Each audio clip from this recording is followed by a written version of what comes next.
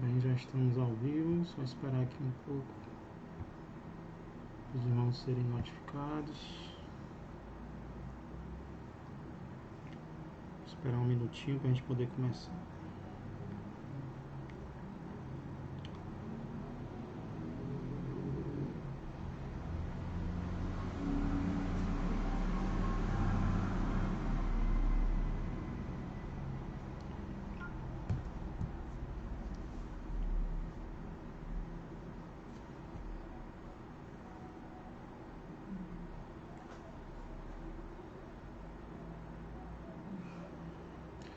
A paz do Senhor, meus amados irmãos e amigos, estamos iniciando agora, às 16 horas e alguns minutos, a nossa escola bíblica sabática de hoje. Eu já quero dar a paz do Senhor a todos os meus irmãos e minhas irmãs, desejar que vocês tenham um ótimo final de semana, tá bom? E que o tempo que vamos passar juntos aqui, os poucos minutos, possam servir de fortalecimento para os nossos corações. Amém? Pois bem, dando continuidade à nossa série de estudos no Credo dos Apóstolos, esse tem sido o nosso assunto aos sábados. Hoje nós vamos ver mais uma característica importante do Deus no qual nós devemos crer. É sobre fé que nós temos estudado e hoje nós vamos ver mais uma característica de Deus, esse Deus no qual nós dizemos crer e realmente devemos crer. Mas antes vamos orar mais uma vez, pedindo, sempre devemos orar, aí vamos orar pedindo a direção de Deus nas nossas vidas, amém? Senhor Deus e amado Pai, eu quero agradecer ao Senhor por este momento, Pai, tão precioso que nós temos de estudo, Senhor, da Tua palavra, palavra que nos guia, palavra que nos alimenta, que nos corrige e que também nos consola, Pai. Que o Senhor tenha misericórdia de nós e nos agracie. É o que eu peço e agradeço, em nome de Jesus Cristo. Amém e amém. Glória a Deus, já quero dar a paz do Senhor para os meus irmãos que já estão online. Irmã Natalice Barros, Deus abençoe cada vez mais a irmã, boa tarde, paz. Irmã Sandra Portela, glória a Deus pela sua vida. Minha querida mãe, que me ensinou e continua me ensinando todos os dias. Irmã Rita Lemos, irmã que tem se fortalecido no Senhor a cada dia. Irmã Tainara Oliveira, que Deus abençoe todas vocês, em especial as mães, né? Amanhã é o dia das mães, que Deus abençoe a cada um. E hoje vamos falar também algo relacionado às mães. Pelo menos uma característica na qual as mães são semelhantes a Deus, né? Pois bem, irmãos, até aqui nós já vimos que os elaboradores do credo chamado apostólico, o qual alguns acreditam que foi elaborado pelos próprios apóstolos, por isso recebe esse nome, credo apostólico ou credo dos apóstolos, nós já vimos duas características que eles criam que Deus é. Primeiro, eles criam que Deus é Pai, por isso eles disseram, creio em Deus Pai. E, em segundo lugar, que Deus é todo-poderoso. Então, essa foi a segunda característica de Deus, que é citada no credo que nós estudamos. Hoje nós vamos ver a terceira característica relacionada a Deus Pai, e que é citada no Credo dos Apóstolos, esse documento tão antigo que nós estamos procurando estudar aqui na nossa escola sabática. Que característica é essa? O Credo diz, creio em Deus Pai, Todo-Poderoso, e aí vem, Criador dos céus e da terra. Olha que coisa importante, irmãos. Criador dos céus e da terra. A criação dos céus e da terra é um acontecimento que, por causa da sua importância, devido à sua importância, é citado em vários lugares da Bíblia. Quando você lê a Bíblia, de Gênesis a Apocalipse, ou não, de forma esporádica, várias vezes você se depara com textos narrando a criação dos céus e da terra. Inclusive nos Salmos, os Salmos falam muito sobre isso, né? Mas provavelmente a passagem que narra com mais detalhes a criação dos céus e da terra não é outra senão Gênesis, capítulo de número 1. E eu quero convidar você a abrir a palavra de Deus nesse que é o primeiro capítulo das Escrituras. Gênesis, capítulo de número 1. Hoje em dia os evangélicos, muitos evangélicos, eles eles imaginam que Gênesis 1 tem como função principal combater o evolucionismo. O que é o evolucionismo, pastor? Essa teoria de que nós descendemos dos macacos. O ser humano é descendente dos macacos. Então, os evangélicos, nós não concordamos com isso.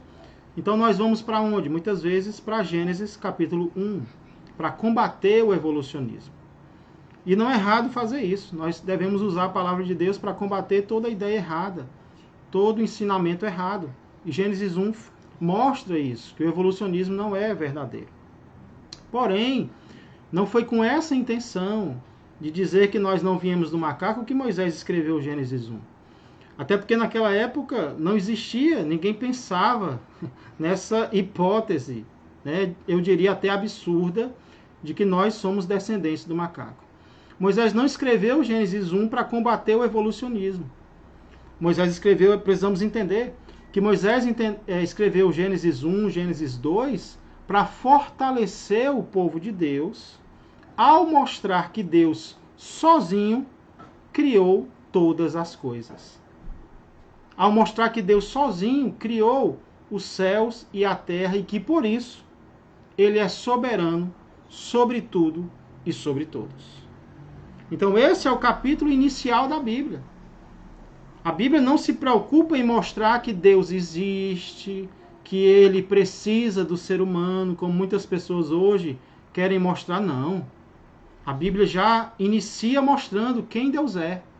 Deus é o Criador sozinho de tudo que existe. Por isso, ele é soberano, ele é supremo sobre tudo e sobre todos. Ele não precisa de nada nem de ninguém, porque ele sozinho fez tudo vir a existir.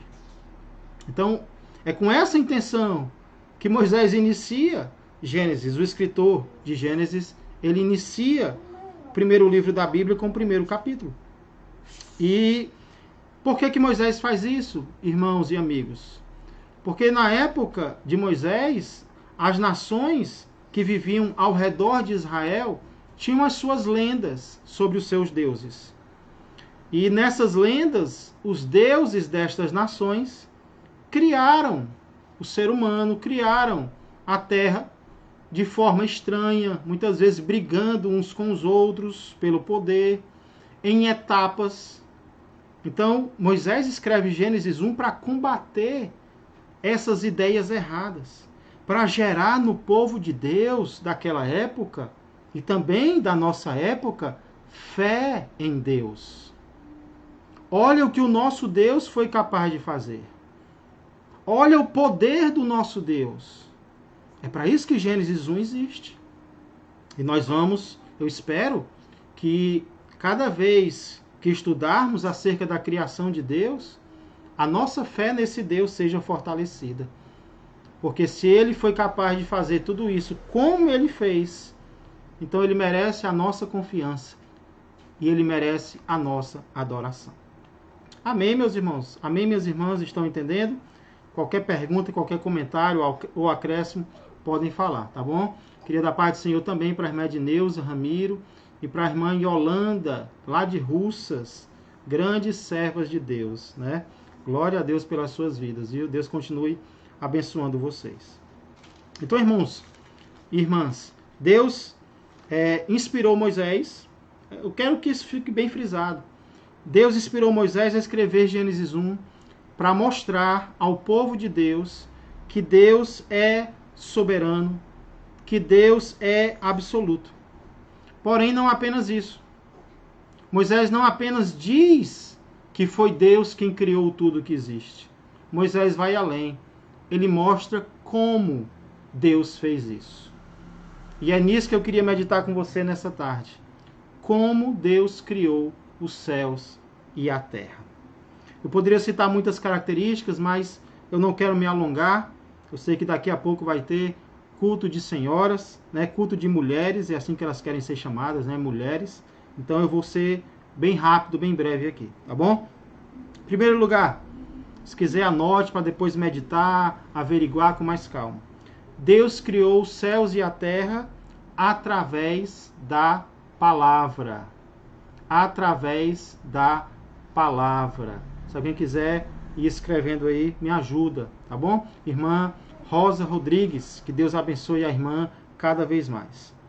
Como Deus criou os céus e a terra? Em primeiro lugar, através da palavra. Irmãos e irmãs, pelo menos 10 vezes, aqui no relato da criação de Gênesis 1, se repete a frase, disse Deus. Disse Deus, haja luz. Disse Deus. É uma frase que se repete pelo menos 10 vezes. Né? Deixa eu abrir aqui em Gênesis 1. Verso 6, verso 3, disse Deus, haja luz. Verso 6, e disse Deus, haja firmamento. Verso 9, disse também Deus, ajuntem-se as águas. Verso 11, e disse. Verso 14, disse também Deus, ou seja, por cerca de 10 vezes se repete a frase, disse Deus.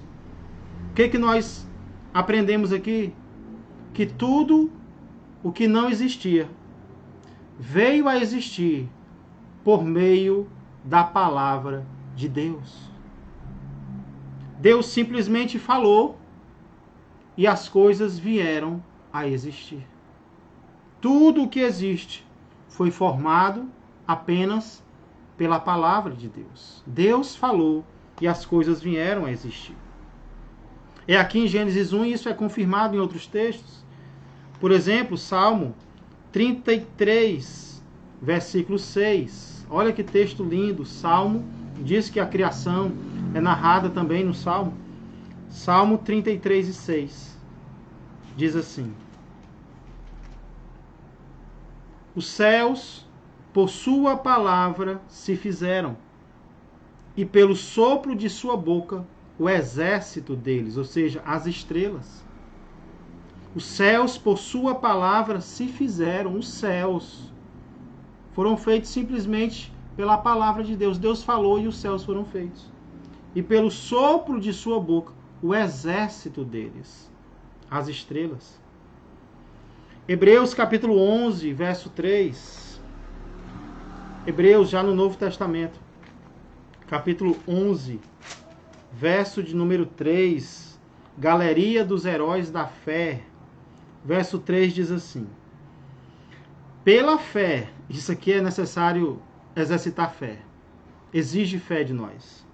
Pela fé entendemos que foi o universo formado pela palavra de Deus, de maneira que o visível veio a existir das coisas que não aparecem. Olha que impressionante, irmãos. Quando nós temos fé, nós entendemos que o universo foi formado pela palavra de Deus. De maneira que o que nós vemos hoje, o que é visível, veio a existir do que é invisível. A palavra de Deus é invisível. Ela formou os céus e a terra. Olha o poder do nosso Deus. Olha o poder do nosso Deus. Ele não precisou tocar no início da criação. Ele vai formar o homem do pó da terra. Mas no início da criação ele apenas fala e as coisas acontecem. Sabe o que isso nos mostra, irmãos e irmãs? Que tudo que nós precisamos para que a nossa vida seja recriada ou que algo aconteça é da palavra de Deus. Tudo que nós precisamos é que Deus libere uma palavra e o milagre acontece. O milagre, aquilo que não existe, aquilo que é invisível, passa a existir pelo poder da palavra de Deus. Quem acredita nisso? Quem crê nisso? Quem recebe isso? Que a palavra de Deus tem todo o poder. Tem todo o poder. Muitas vezes, irmãos, nós queremos muitas coisas, mas o que nós realmente precisamos é da palavra de Deus. Isso me faz lembrar do segundo milagre que Jesus operou. Nós estamos estudando sobre os milagres de Jesus na escola bíblica dominical. E o segundo milagre que Jesus operou me lembrou, me fez lembrar disso aqui que está escrito em Gênesis. Por várias vezes nós vemos Jesus curando pessoas por meio do toque. Ele toca e as pessoas são curadas. Ele toca o leproso, ele toca na menina que estava morta e ela ressuscita. Mas, irmãos, nós olhamos para isso e muitas vezes nós pensamos que é necessário Deus se aproximar, que é necessário Jesus tocar. Como o oficial do rei, cujo filho estava à beira da morte, também pensava. Nós vimos isso no segundo milagre de Jesus. Por isso ele viaja até onde Jesus está e convida Jesus para vir até a sua casa para curar seu filho. Por quê? Porque ele acreditava que o poder de Jesus era limitado. Ele acreditava que era necessário Jesus viajar, que era necessário Jesus vir à sua casa, tocar no seu filho, ou pelo menos se aproximar do seu filho para que o seu filho fosse curado.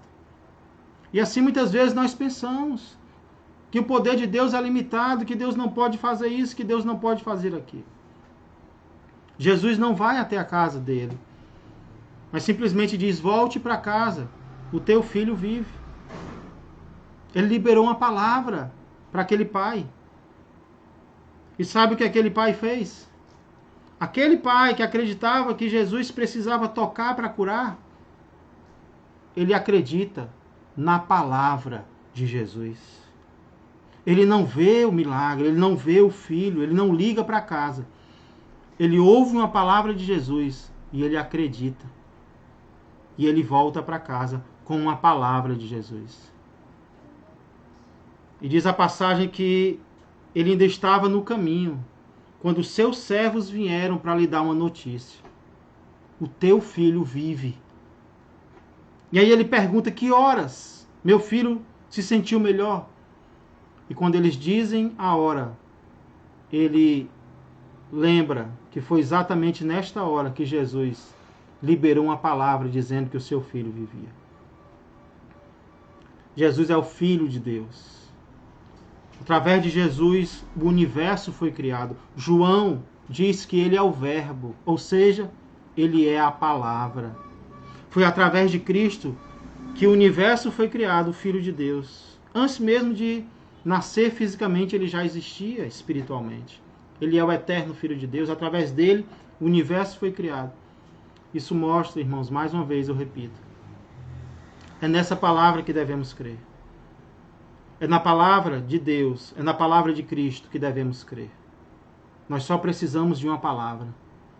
Basta Deus dizer algo e algo acontece na minha vida, na tua vida, na vida de quem quer que seja. Então essa é a primeira característica através da qual Deus criou os céus e a terra. Deus criou os céus e a terra através da palavra. Através da palavra, poderosa palavra. Nunca duvide da palavra de Deus. Através da palavra de Deus, ele cria e recria o que ele quiser. Em segundo lugar, eu vejo em Gênesis 1 que Deus criou os céus e a terra em 6 dias. Eu sei que isso é muito estranho para a mente moderna de muitas pessoas que acreditam naquela história de milhões de anos, de bilhões de anos. Mas quando nós lemos a Bíblia no primeiro capítulo, ela nos mostra que Deus criou o mundo assim. Na verdade, é assim que Moisés narra a criação.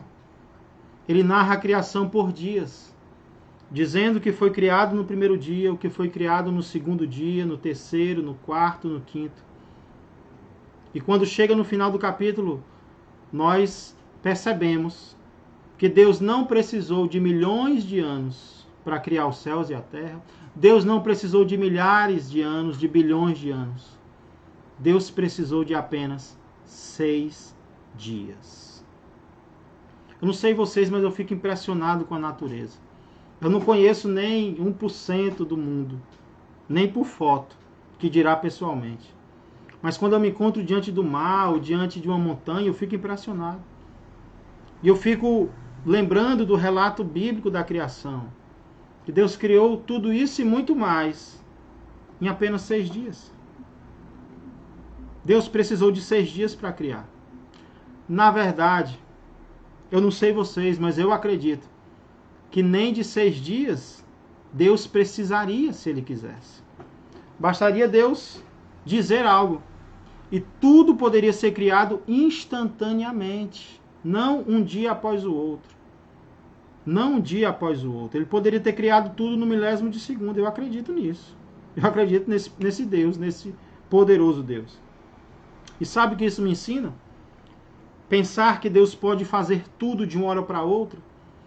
Isso me ensina que a qualquer momento Deus pode transformar algo na nossa vida ou na vida de alguém a quem a gente ama.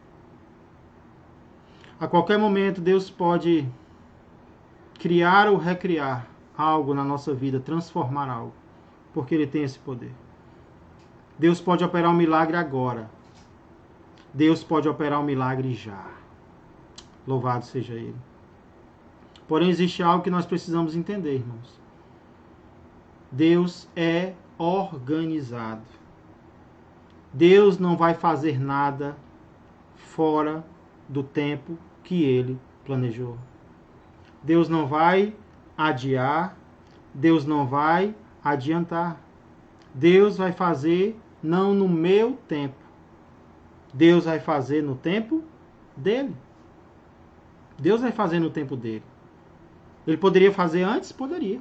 Ele poderia fazer depois? Poderia. Mas ele tem um propósito. Deus é organizado. Você já viu alguém que tem força, mas é desorganizado? Não sabe usar a força que tem? Pessoas poderosas muitas vezes se revelam como pessoas que têm mau caráter, né? Ou pessoas que não sabem usar o poder ou a força que receberam. Deus não é assim. Deus é poderoso, nós vimos que a palavra dele tem poder, mas ele é organizado. Ele faz tudo no tempo certo. No tempo certo. O que tem que acontecer no primeiro dia, acontece no primeiro dia.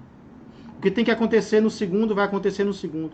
Vai acontecer na ordem que Deus planejou, do jeito que Ele planejou. Até porque, escute, Deus tem um propósito para tudo. Deus tem um propósito para tudo e Ele quer nos ensinar por meio da agenda dEle. Deus tem uma agenda e Ele quer nos ensinar por meio desta agenda. Lembra que eu disse agora que Deus poderia ter criado em menos tempo? Por que Ele não fez em um milésimo de segundo? Por que Ele não criou tudo imediatamente? Eu acredito que um dos propósitos é para nos ensinar acerca da semana de trabalho. Quando nós lemos lá em Êxodo 20, capítulo 8 a 11, Êxodo capítulo 20, versos 8 a 11, nós vemos que o exemplo de trabalho do povo de Deus era o próprio Deus. Olha Êxodo capítulo 20, versos 8 a 11. Deus ordenou o povo do Antigo Testamento que guardasse o sábado. E aí o modelo que ele dá foi a criação de Deus. Êxodo 28. Lembra-te do dia de sábado para o santificar. 6 dias trabalharás e farás toda a tua obra. Mas o 7º dia é o sábado do Senhor teu Deus. Não farás nenhum trabalho, nem tu, nem o teu filho, nem a tua filha, nem o teu servo, nem a tua serva, nem o teu animal, nem o forasteiro das tuas portas para dentro. Por quê que Moisés ordena isso para o povo de Deus? Verso 11. Porque em 6 dias, olha a confirmação aqui, a Bíblia confirma a Bíblia. Porque em 6 dias fez o Senhor os céus e a terra, o mar e tudo que neles há, e ao 7º dia descansou. Por isso o Senhor abençoou o dia de sábado e o santificou. Deus tem um propósito. Por que Deus não fez em mais tempo? Por que Deus não criou em mais tempo? Por que Deus não criou em menos tempo? Porque Ele queria ser o modelo da nossa semana de trabalho. Nós sabemos que até hoje, o ser humano, o ideal é que ele não trabalhe mais do que 6 dias corridos.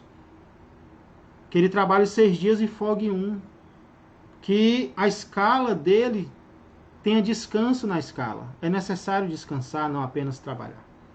Deus queria nos ensinar a trabalhar, sim, mas Deus também queria nos ensinar a descansar. Nós precisamos descansar, né? Precisamos de descanso. Então, o que eu estou querendo dizer? Que, às vezes, nós achamos que Deus está se apressando, se precipitando em algo. Né? Deus está nos empurrando muitas vezes para a sua obra, ou para um relacionamento, ou para algo na nossa vida. Nós achamos que Deus está nos empurrando. Não, Deus, deixa eu esperar mais um pouquinho. Não, não é o momento não, Senhor. Outras vezes nós achamos que Deus está demorando. Nós achamos que Ele já deveria ter feito o que nós gostaríamos que Ele fizesse. Ei, Deus não adia e Deus não atrasa. Deus faz tudo no tempo certo, porque Ele tem um propósito para tudo. Ele quer nos ensinar algo. O tempo de Deus nos ensina algo sobre Deus nas nossas vidas. O fato de Ele ter criado o universo em 6 dias nos ensina como devemos trabalhar e descansar. E a forma como Ele age na nossa vida, o tempo no qual Ele age também nos ensina que nós temos que depender dEle, não de nós mesmos. Nós temos que confiar nos recursos de Deus e não nos nossos, na inteligência, na sabedoria de Deus e não na nossa. Então vamos deixar Deus nos ensinar, irmãos, por meio da sua agenda, por meio do tempo no qual Ele opera nas nossas vidas. Amém? Olha como o fato de Deus ser o Criador dos céus e da terra nos ensina muitas coisas práticas no nosso dia a dia. Não é verdade? Glória a Deus. Irmã Glauciane, Maria Glauciane diz que Ele é o dono do tempo. É verdade. Ele é o dono do tempo. Quanto mais nós confiarmos no tempo de Deus, melhor para nós. Rita Lemos, acredito que de imediato Deus pode fazer o que Ele quiser. Glória a Deus, irmã Rita. É exatamente assim. É exatamente assim. Ele pode fazer o que Ele quiser. E Ele não faz por quê? É porque Deus é mau? É porque Ele não nos ama? Não. É porque Ele tem um propósito. Se parece que Ele está adiantado, Ele tem um propósito. Se parece que Ele está atrasado, Ele não está. Só parece. Ele tem um propósito. Tem uma frase que diz, Deus tarda, mas não falha. Eu discordo. A frase melhor seria, Deus parece tardar, mas não falha. Porque Deus pode até parecer que está tardando, mas Ele não falha. Ele não tarda nunca. Ele chega na hora certa. Agora, às vezes, nós não percebemos que Ele chegou. Então, nós não obedecemos o que Ele está nos dizendo. O tempo de Deus é o melhor. Amém? Glória a Deus. Para concluir, irmãos, nós já vimos que Deus criou os céus e a terra através da palavra. Deus criou os céus e a terra em 6 dias. E para concluir, Deus criou os céus e a terra em perfeito estado. Em perfeito estado. Glória a Deus, irmã Yolanda, eu também creio nos propósitos de Deus e no tempo de Deus. No tempo através do qual Ele faz todas as coisas. Deus criou os céus e a terra em perfeito estado. Ainda pensando em Gênesis 1, pelo menos 6 vezes, o texto vai repetir a frase, e viu Deus que isso era bom. No final de cada dia, vai se repetir a frase, e viu Deus que isso era bom. Houve tarde e manhã o primeiro dia. E viu Deus que isso era bom. Houve tarde e manhã o segundo dia. E viu Deus que isso era bom. 6 vezes. E depois de criar o ser humano e terminar a sua obra, aí a frase é ainda mais clara, digamos assim. Ela é, viu Deus tudo quanto fizera, e eis que era muito bom. E eis que era muito bom. Glória a Deus, irmãos. Bom. Muito bom. Assim é o desejo de Deus. Assim é o propósito de Deus para as nossas vidas. Bom. Muito bom, excelente, perfeito. Nós vemos o mundo hoje um caos. Não foi assim que Deus criou o mundo. Deus criou o mundo perfeito. Deus criou o mundo sem falha, sem mancha.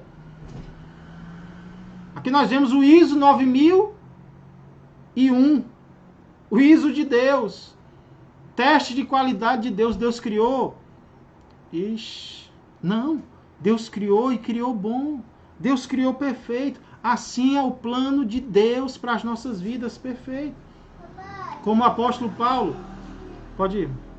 Como o apóstolo Paulo disse muito bem em seu famoso texto de Romanos 12, 1 e 2. Você lembra? Rogo-vos, pois, irmãos, pelas misericórdias de Deus, que apresenteis os vossos corpos por sacrifício vivo, santo e agradável a Deus, que é o vosso culto racional. Aí no verso 2 ele diz, e não vos conformeis com este século, mas transformai-vos pela renovação da vossa mente, para quê? Para que experimenteis qual seja a boa, perfeita e agradável vontade de Deus. É isso que a vontade de Deus é, boa, perfeita e agradável. Aí alguém pergunta, pastor, e por que eu não estou experimentando essa boa, perfeita e agradável vontade de Deus na minha vida? Por que o mundo no qual nós vivemos é cheio de problemas, chacinas, pessoas matando outras, fome, miséria, pecado, prostituição, drogas, corrupção? Por quê? E a resposta é muito simples. É porque desde quando Deus criou o homem, Deus deu ao homem o livre-arbítrio de escolher entre a vontade de Deus e a vontade do mal. Entre a vontade de Deus e a sua própria vontade. E existe uma diferença gigantesca entre a vontade de Deus e a nossa. Porque a vontade de Deus é isso que Paulo diz que é. Boa, perfeita e agradável. Mas a nossa vontade é ruim, imperfeita e desagradável. E aí, sabe como é que isso se prova? Reflita aí na sua história. Tá bom, Gabriel. Tá. Vai lá.